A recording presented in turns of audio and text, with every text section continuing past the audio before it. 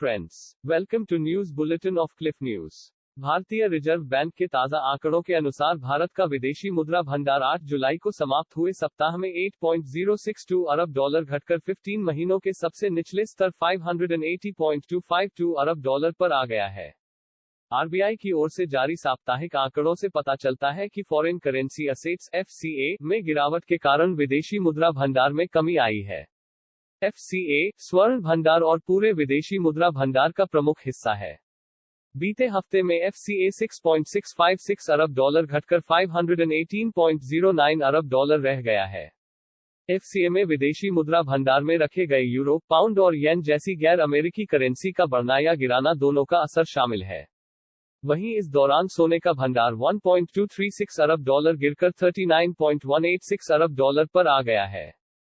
वहीं बीते हफ्ते में अंतर्राष्ट्रीय मुद्रा कोष IMF के साथ special drawing rights SDR $122 million घटकर $18.012 बिलियन रह गया है।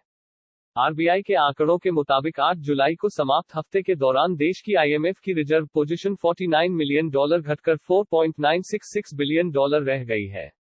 1 जुलाई को समाप्त हफ्ते के दौरान यह भंडार $5.008 अरब कम होकर $588.314 अरब हो गया था।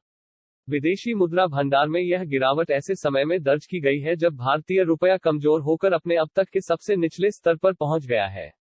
भारतीय रुपया फिलहाल फिसलते हुए डॉलर के मुकाबले लगभग 80 रुपये प्रति डॉलर के पास पहुंच गया है। देश के विदेशी मुद्रा भंडार में गिरावट की खबरों के बाद यह जान लेना अहम हो जाता है कि आखिर यह विदेशी मुद्रा भंडार है क्या? अगर विदेशी मुद्रा भंडार में कमी हो रही तो इसका देश की अर्थव्यवस्था पर क्या असर पड़ने वाला है? दरअसल, भारत की बात करें तो हमारे देश का विदेशी मुद्रा भंडार केंद्रीय bank reserve bank of India के पास रखी गई धनराशि और परिसंपत्तियां हैं। इनमें विदेशी मुद्रा परिसंपत्तियां FCA, स्वर्ण भंडार, विशेष आहरण अधिकार SDR और अंतर्राष्ट्रीय मुद्रा कोष IMF के साथ रिजर्व ट्रेंच शामिल होती हैं। अगर देश को जरूरत होती है तो वह विदेशी मुद्रा भंडार का इस्तेमाल कर अपने विदेशी ऋण का भुगतान कर सकता है। देश में विदेशी मुद्रा भंडार के कम होने का असर सबसे पहला असर रुपये की मजबूती पर पड़ता है। जैसे जैसे विदेशी मुद्रा भंडार घटने लगता है, रुपये की कीमत कम होती जाती है। हमने हाल के दिनों में देखा है कि रुपये की कीमत लगातार गिरती जा रही है। शुक्रवार को भारतीय रुपये की कीमत डॉलर के मुकाबले गिरकर 79.72 रुपये प्रति डॉलर रह गई है। आपको बता दें कि देश में जैसे जैसे रुपये की कीमत कम होती जाती है, देश का आयात मूल्य बढ़ने लगता है और निर्यात मूल्य घटने लगता है। ऐसी स्थिति में देश का व्यापार घाटा बढ़ने लगता है। हमारा देश बीते कुछ महीनों से इस स्थिति का सामना कर रहा है। बीते जून महीने में व्यापार घाटा बढ़कर अब तक के रिकॉर्ड स्तर पर पहुंचकर 25.6 अरब हो गया है। व्यापार घाटा को कम करने की कवायद के तहत ही रिजर्व बैंक ने बीते सोमवार 11 जुलाई को विदेश व्यापार रुपये में करने की भी सुविधा दे दी है।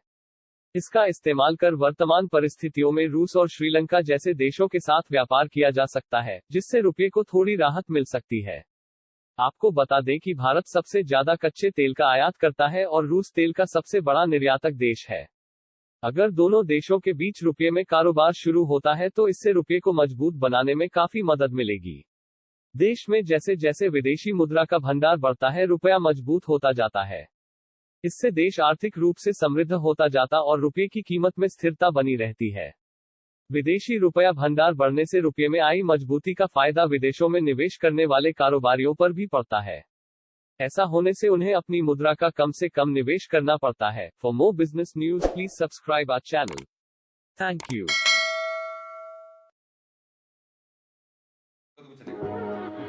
Authorized store for all type of MRF tires, MRF wheel alignment and balancing services,